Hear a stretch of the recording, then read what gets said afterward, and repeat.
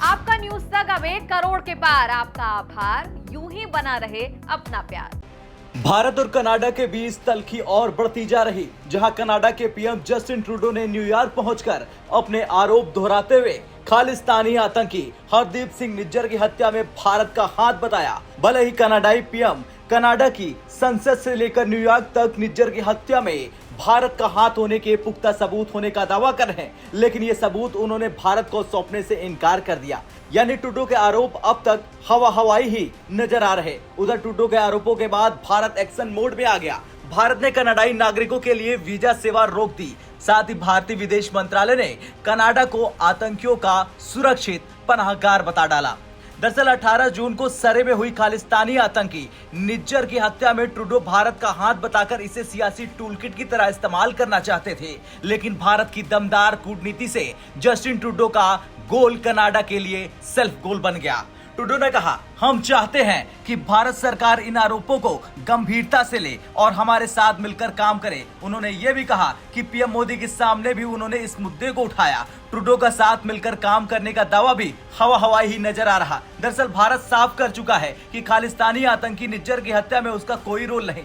साथ ही भारत ने कनाडा से वो सबूत भी मांगे जिनका ट्रूडो लगातार जिक्र कर रहे हैं, लेकिन कनाडा की ओर से भारत को इसके बारे में न कोई जानकारी दी गई, न ही कोई विस्तृत सबूत।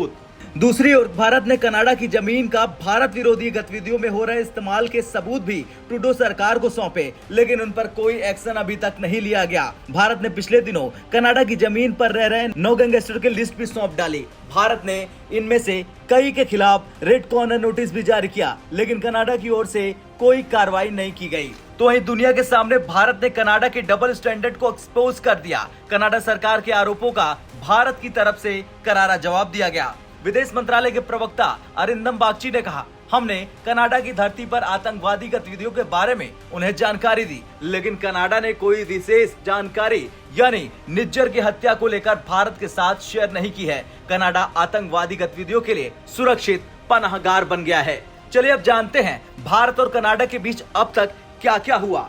दरअसल सबसे पहले कनाडा के सरे में जून में एक गुरुद्वारे के बाहर खालिस्तानी आतंकी हरदीप सिंह निज्जर की गोली मारकर हत्या कर दी गई।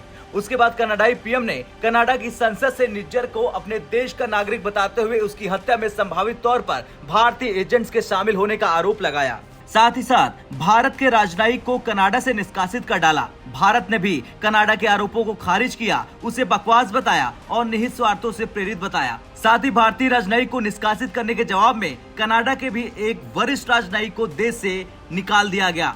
एनआईए ने 43 गैंगस्टर की लिस्ट जारी कर उनमें से कनाडा में बैठे बदमाशों की जानकारी मांगी। भारत ने कनाडा के नागरिकों के लिए भारत का वीजा बंद कर दिया। साथ ही कनाडा में भारतीयों को एडवाइजरी जारी करते हुए सतर्क रहने को कहा गया। भारतीय विदेश मंत्रालय ने कनाडा को कड़ी फटकार लगाई और कनाडा को आतंकियों का पनाहगार बताया। खैर, आपका क्या कुछ कहना है? जिस तरह से कनाडाई पीएम ने भारत की छवि खराब करने की कोशिश की, लेकिन भारत ने एक बार फिर से ये दिखा दिया कि पाकिस्तान हो या कनाडा, सबको एक्सपोज करके वो दुनिया में अपनी छवि को साफ सुथरी रखना जानता है।